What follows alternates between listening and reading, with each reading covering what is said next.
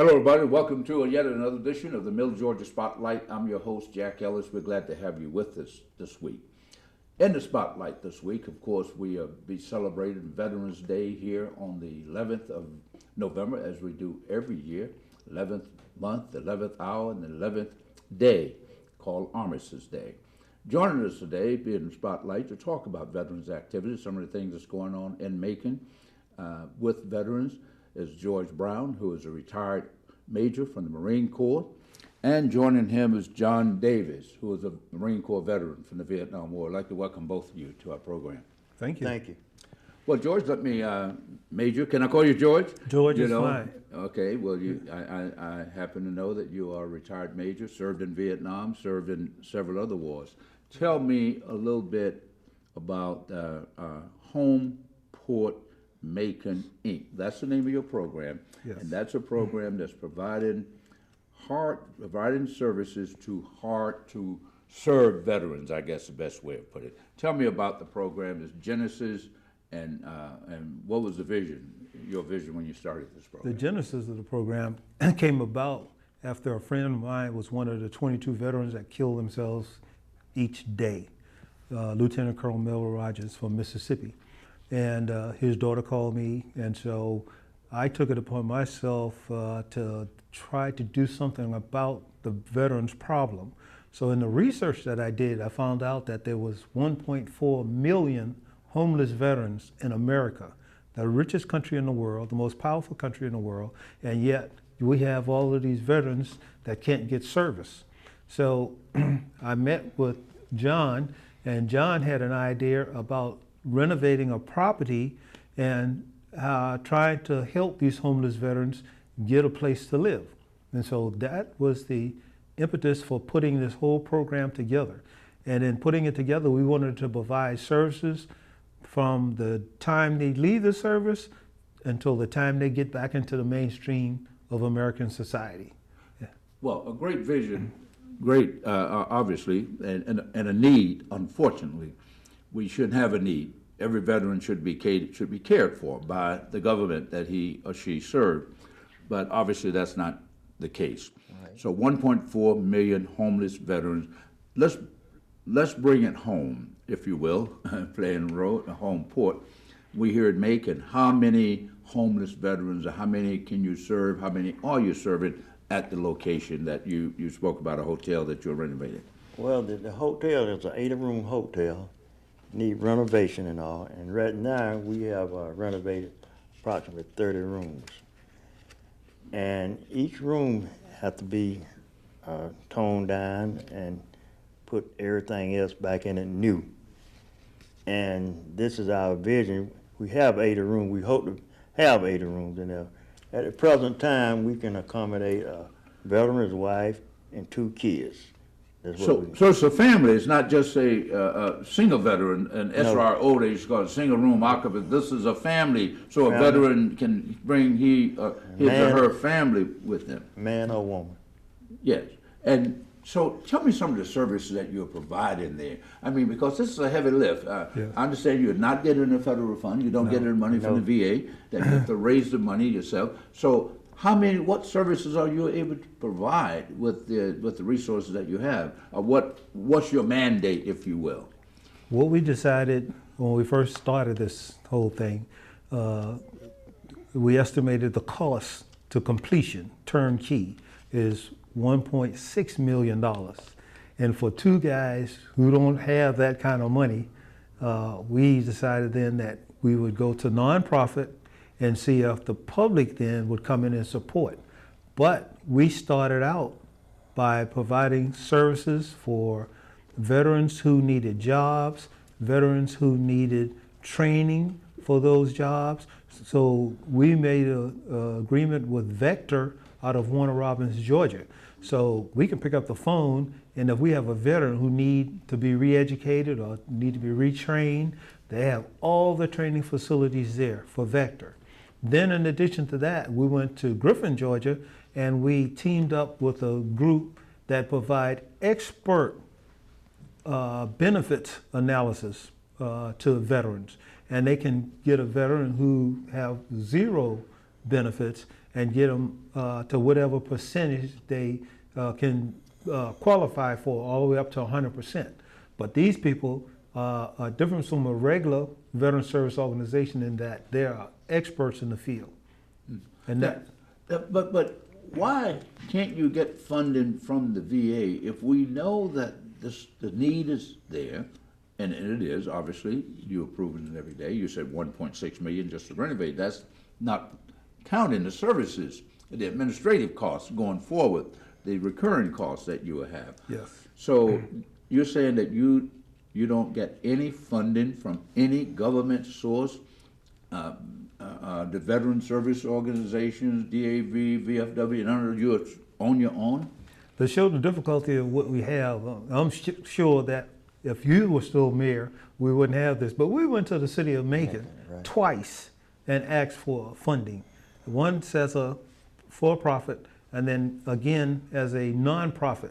We changed to a nonprofit specifically on the guidance that was given to us from one of the meetings with the city. And we have yet to receive 1 penny of assistance from the city of Macon. Well, but there are provisions to give money for organizations like yours through the Community Development Block Grant money to ECD. The money comes down for homeless people and rehab homes and so forth. So they haven't given you 1 penny of that money? Not That- one Not dime. even? No. That's So very that odd. money, they can only give up to $25,000 or $30,000 to each agency that apply for that money. So when you got a $1.6 million project, $25,000 or $30,000 is a dent, but it does not go very far. Well, I agree, but if someone's going to give you 25,000, don't. We do not turn it- we do don't not turn it down. You're No. right. It's not going to. That's a big, long ways from 1.6 million. Well, like George said, we have one organization, HomePort. Not HomePort, I'm sorry, Home Depot. They gave us material. What amount they gave? $24,000. $24,000 worth of material to help us on that. We also had Trust Company Bank. Yes, and Granger Corporation. Yeah, Granger We've had a Corporation. few. Okay, so you're getting that's the hard bricks and mortar. What about now if someone gives you a pile of bricks or mortar, now you got to do the work. Who's doing the work? Veterans themselves, or you having to hire people? Veteran volunteer and Volunteer, volunteer yeah, groups from right. the churches, from the School. NROTC units, from the Air Force ROTC units. We have kids who are coming in and who are doing the bulk of the labor work for us to get us off the ground. And they've done a tremendous job. You know, with the current administration, he brags a lot about what he is doing for veterans, how much money and he has. If I give him any credit for anything, he has put the budget of the VA has been going like this. So has the military budget's been going. So have you written to the Secretary of Veterans Affairs, because they change it about every 3 months up there, but have you written to the very top and say, this is what we are doing? Sanford Bishop, our representative who serves on the Veterans Affairs Committee, Johnny Isaacson, who's retired now, who is the chair of the Senate Veterans Affairs Committee, they would not give you any support? Jack, you would be surprised. We've already talked to Sanford Bishop And Senator Isaacson's office. And they're both agreed that they would help us with any federal grant, Yeah. but anything less than federal, anything that has to do with state Well, that's where or you local. get the money from, the Yes. federal So money. now we just hired a grant writing agency out of Kennesaw, Georgia, that's going to help us put this package together so then that we can apply. And at the same time, we have a financial program advisor who has to do a financial account of what we've done for the last 2 years to show that we could be good steward of the money.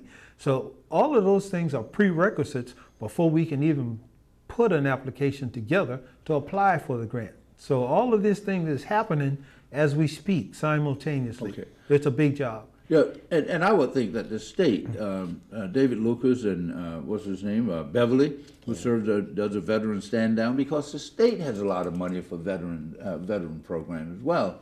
So I would think you would, out of some of these pots and some of these doors that you're shaking, should maybe shaking some money. But having said that, you have it. But I commend you that you haven't given up, that you haven't gotten any money from the federal government or state government or local government, based on what you're saying, but you're still plugging away, so I commend you. How many veterans are you serving, are you able to serve on a daily basis right now? You say you had 30 rooms. What if 30 veterans showed up with families in tow, or just individual? Could you serve them? We're doing that right now. We have approximately 28 veterans, including families. In-house now? In-house, including families with children and spouses. So we have male and female veterans who are there on board right now today. So in addition to providing housing, which is critical, what else are you providing? Are you have the wraparound services, like some maybe need counseling, need education, need to go back and get a, whatever the case might be, Well, a medical help? Are you able to provide any services, or are you just strictly focused on shelter? We have one guy that come from Coliseum over there. He's a psychiatrist. And what George and I are doing, we are building a counseling room now. Counseling? Yeah. Center. Okay. It's a So they have to counseling have, so they can be one-on-one with them. But But you don't have group sessions? no, we don't have Okay, groups. you're not, are you certified, qualified to have group counseling by yourself, or do you have to bring in? We bring it counseling? in, the guy. Okay. The experts from the outside. We have several who have already volunteered to counsel for us, but we have to complete the counseling center. And that's the part that we're working on now. It's going to take us $127,000 to complete that building. So Home Depot gave us the grant for all of the material, but now we have to put a roof on. That's going to cost us $55,000, and then we got to get the veterans organized to do the work. But we're about 75% finished with that building, and if we get $60,000, we could do a turnkey finished product. Well, we're going to appeal to our viewers to help you. You'll be able to tell them how they can get money to you. In case you're just joining us, we're talking with retired Major George Brown and Mr. John Davis, who they are both with the veterans organization called HomePort Inc. They've taken upon themselves to try to house, feed, and service veterans who are not being served, and they are doing it on a shoestring budget. And if you have any extra money around, especially on this Veterans Day, we're approaching the holiday season, where you're giving money and making contributions, so you can get your tax write-off before the end of the month. Before this show is over today, we will tell you how you can get in touch with them, how you can send money. And why don't we do this now? So, because, you know, I'm just amazed at how much you all are doing with so little. So a lot of people would like to help. Maybe they don't know how to help. Maybe they don't know about you, and that's why we want to give you as much exposure as we can here on the Middle Georgia Spotlight. So if someone would like to send you a $10 check, a $20 check, or a $1,000 check, how would they do that? They can send that check to Home Depot, Macon, Georgia. Home Depot or HomePort? Sorry. Home Depot, they haven't enough money, man. They don't need it. We'll take some of the Home Depot money too. But HomePort Macon, Georgia, Inc., 5009 Harrison Road, Macon, Georgia, 31206. And if they want to call you and find out what they're doing, maybe are you looking for volunteers? Or we can use some people that know how to do construction work based on what I'm hearing? All of the above. We need How volunteers. do they money. call you? They can Because call it's us at easier, maybe. 477-0170. You sure that's it now? 478. And that's 478.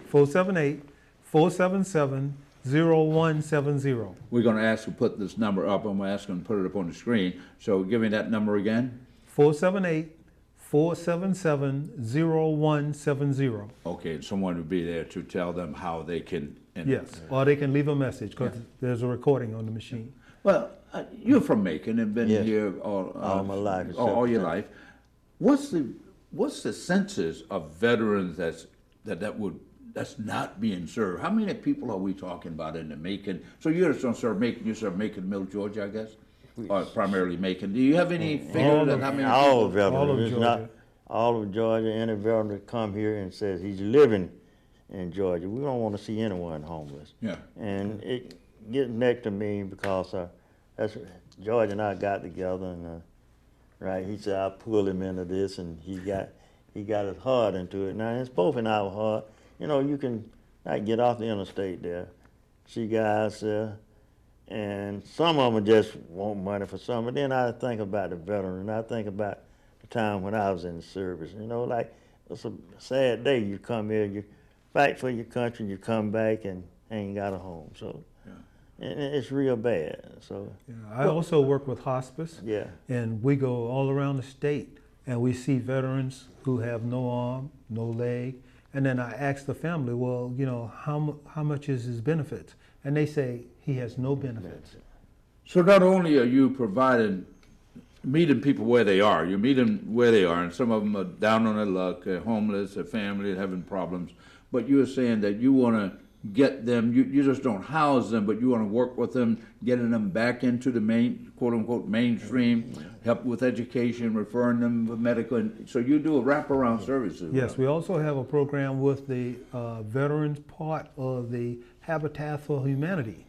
And if the veteran want to start working on his house, he can help somebody else work on their house, and then when it's his turn, they'll help him work on his house.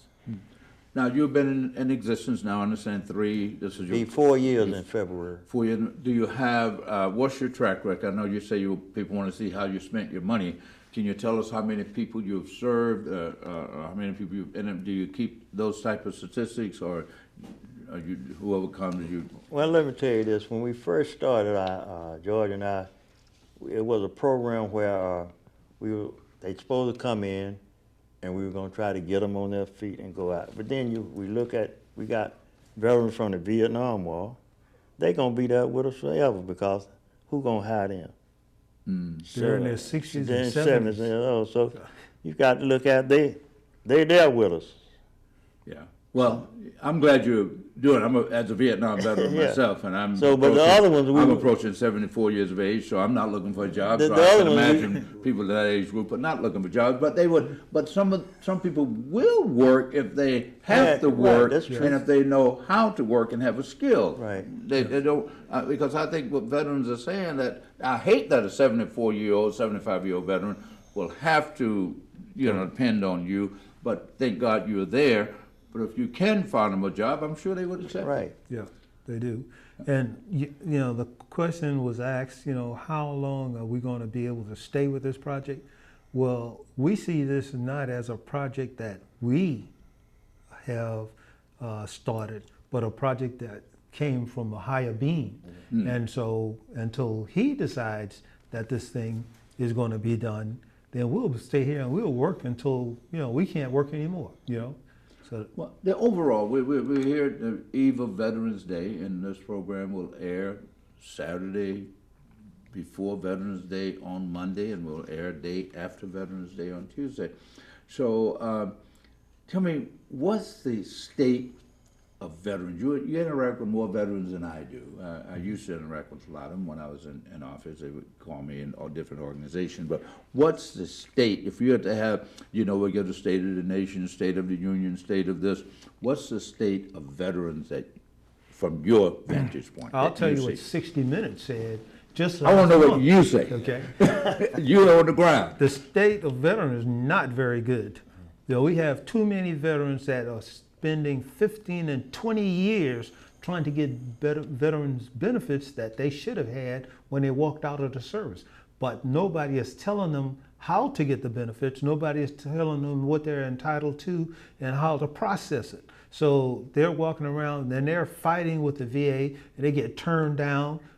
Most of the people have to come back and they have to appeal, which is not a good thing to do. They should ask for reconsideration, because if they appeal, the process goes all the way back to day one. Yes. If they ask for reconsideration, it starts from where they left off. Well, who's informing? Whose job is it? I mean, we have the VFW, you have the DAV, you have the American Legion, now you have your organization, you have the Georgia Veterans Department of Veterans Affairs, you have the U.S. Veterans Affairs with the Vet Center, and what's the message that we crafted and putting forth, a unified message to say this is what's available, this is what's here, and how you access it? Well, just like George mentioned, the people in Griffin, Georgia, once we get that center there, they will have an office in our place there, so they can handle the Is veterans. that the vet center? Is that The Veteran Center, yes. Okay. Up in Griffin.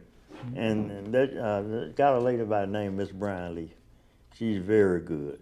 She's very good. She started off doing things for veterans in the Waffle House. The city of Griffin gave her the old jailhouse in Griffin. So she's got a big organization up there now. She try to help all the veterans. Yeah. Every year during Veterans Day, different organizations, private companies like Applebee's, maybe Golden Corral, and Yes. others, they open their doors. Veterans come in and eat free. We will be there on Right, Veterans today. Day servicing those institutions. Golden Corral will be in Cordele all day You will be in Cordele as opposed Georgia and I. at the Golden Corral in as opposed to Cordele. Macon. Is there one in Macon? We'll have another part of our organization will be at the Golden Corral in And what's the Macon. purpose of your being there? You're going to just To raise- interact with, raise Raise- awareness? Raise money to help awareness the and funds, yes. Okay, raising money. So For, you will for the be DAV. For the, so you'll be asking people to make contributions. Yes. Yeah. And I want to give you a contribution before you leave here today. I didn't bring my checkbook. I think I have $20, $30 in my pocket. I really want to support it. I think if every veteran that could, I mean, there are some veterans down on the luck, but some of us are not. We can contribute to our Yes. comrades. right. Yes. And if every veteran on Veterans Day would send you $10 in this area, this, $10, $20, $30, that would go a long way because you're doing work that needs to be done, but so many of us are too busy or doing other things that we don't do it or don't have time to do it or not interested in doing it. So we ought to at least try and support what you are doing. Yeah, I'd like to go back to the question that you asked about whose responsibility is it to get these guys back on their feet and back into the mainstream, and who's doing it? I think the community as a whole should have that, but go ahead. All of the organizations are doing it. The DAV is doing it. Churches are doing it. Cities are doing it. Organizations like ours are doing it. Everybody's in this fight. But is there a clearinghouse? Because it seems to me like there's a lot of patchwork going on, and I'm not saying that DAV and American Legion don't do a good job. I'm a member of both of them, and as well as the VFW, I'm a member of all three of those organizations.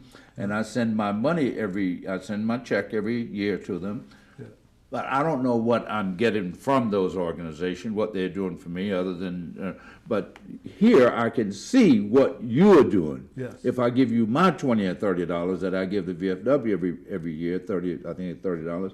I see what you're doing on the ground in the community every day. So I think that's the story that's not being told here. It shows you just how massive this problem of veterans getting benefit and getting back into society is.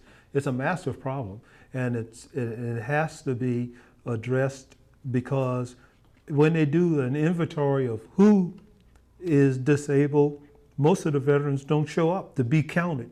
So when you see an official count at 1.4 million, there might be 5 or 6 million because they don't get counted. Well, we got to make sure. That's something that we have to do. The census is coming up, so we have to make sure that we tell veterans, don't run from the census taker. Make sure you answer. If you're homeless, if you're a veteran and you're sleeping on your grandmother's couch, you're homeless. Yes. You don't have a home of yourself.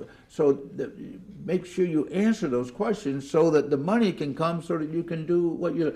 Tell me, what's your message to the community and veterans at large, and what would be your plea other than getting money? Well, other than getting money, The family members and everything. What else? just don't take a veteran, like certain veterans, like take the Vietnam veteran. They get so old, like people want to push them out. Think about what they've done for you in the past, what they sacrificed and done. I know, like, when I went to Vietnam in 63, and some of my best friends got killed. And then when I came back, I said, look how they treating us. Yeah. It was a different era. Burning up the draft card and stuff like that. That's enough to make a man know he done went and fought for his country, and then he come back like that. So I want to not only ask for money, but try to bring these veterans up and that we do care about them. Yeah, when you say thanks for your service, mean it. Yeah, Show that you don't just be lip service saying Yeah. thanks Send a for your check. service. Some of them don't even know what thanks for your service means. Yeah. Some of the people, they just say that because of that. You spoke of Vietnam veteran, and of course you are both of one, so am I, and but you also are veterans of other wars Persian Gulf, beyond that, the Persian Gulf War. Yep. We know what the Vietnam veterans suffered from: PTSD, Agent Orange. Of course, we had a lot of stuff going on in our heads. You know, we were fighting there while people were back here fighting for our rights. So we had a double whammy. That we went to war with, a double yoke, if you will. Mm-hmm. Now, the young people that served in Iraq and Afghanistan, how do they differ, in your opinion, from the Vietnam veteran? We know how we differed from World War II veterans, because the World War II veterans, they were held in very high esteem. They had unit cohesion. And it was a segregated thing too. But we were the first Vietnam War. We were the first war that was integrated. Yes. Even the Korean War, that was segregated when it started, then it integrated later on. So, how did the young veterans, what's their main problem? Is it PTSD? Is it other diseases? Lack of education? What's their main concern? Well, I couldn't say it's lack of education. I said PTSD, like you PTSD, said. even for the Korean, the Persian Gulf, they're still dealing with that as well? Yeah. And it wasn't as much with the Vietnam, man, but now you see it every day now. Yeah. Every day where someone killed himself or something like Well, that. they didn't want to accept that PTSD. We didn't want to, even Agent Orange. Look how long it took us for our own government to say that, acknowledge. yes, Agent Orange caused these problems. Yes. It took a long time, but we had to push on that. So I'm glad that you all are pushing to make sure that these young veterans of the Persian Gulf War are treated differently than we were treated, because sometimes I think our World War II veterans, which we held in high esteem, they say we're the greatest generation, but I don't think they embraced us as young Vietnam veterans as we should be embracing these other young veterans to make sure that they don't go through what as you said, it hurts you to see someone. To show you the difference between the different eras, when the World War II guys came out, they had the GI Bill. The government was just all excited about helping them. They had housing. We had that too now, Vietnam veterans. We had the GI Bill and housing. But the Vietnam guys, when they came back, when I was on recruiting duty, we had people walking into the recruiting station throwing blood on the guys in uniform at their desk trying to recruit. We had people coming out who did not get any information about what they were supposed to do, how they were supposed to get it. That's true. Now we got the generation that's coming out now. They're suffering more from the PTSD and the emotional and psychological problem, but the awareness of what they should be going after based on technology, based on these smart cell phones that they have, they can go after. Yeah, but right now your organization trying to deal with the basics, getting people shelter, get them on their feet so they can go out. We have about a minute left, and I want to give you an opportunity to tell people again before we sign off here, and wish everyone a happy Veterans Day. I want you to tell people how they can support you again. Again, we have name of your organization, so forth. Any organization. We have a need for volunteers. The name of your organization. You can help HomePort Macon, Georgia, Incorporated by volunteering. If you have carpenter skills, electrical skills, plumbing skills, we have a need for all of those. We also have a need for financial support, and we have a need for just people coming around, just talking to the guys. That's the kind of service that we're trying to provide. And again, we want to wish everybody a happy Veterans Day, because we'll be out working on Veterans Day. You get the last word, sir. Well, George almost summed it up, but the thing about it, like we said, we'll be out working on Veterans Day, but just take a veteran and shake his hand, and instead of saying, thank you for your service, do some service for that veteran. Yes. So, in other words, when they support HomePort, they're not supporting George Brown. No. Or they're not supporting John Davis. They're supporting the veterans of this community. Well, let me say one other thing, Jack. you don't know, me and George is out quite a bit of our own personal money. You have to be, based on Yeah, what we- you're telling me. we And that's why I said I'm going to buy you a tank of gas to go down to Fort Hill, so you get that. Anyway, let me thank you all so much for what you're doing. Thanks for coming by. We've been speaking with George Brown and John Davis. They're with HomePort Inc., which is a veterans organization here in Macon. They provide housing and other things for veterans who are down on that luck and trying to help them just have a better quality of life.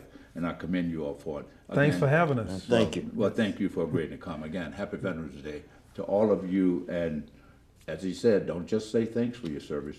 Do something for a veteran, especially those in need. Thank you so much for joining us this week here on the Middle Georgia Spotlight. Until next week, I'm your host, Jack Ellis. Goodbye.